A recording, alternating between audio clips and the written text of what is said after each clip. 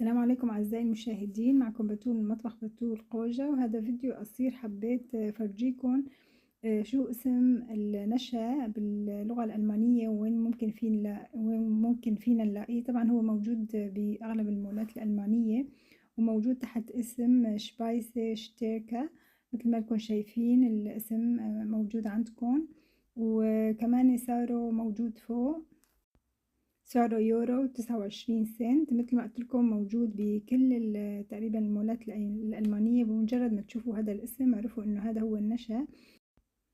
في أخت جزاها الله خيرا، هي من متابعين القناة وكانت سألتني عن النشا وقالت كل ما بروح بدي أجيب نشا بلخبط بجيب سميد ناعم بدل النشا.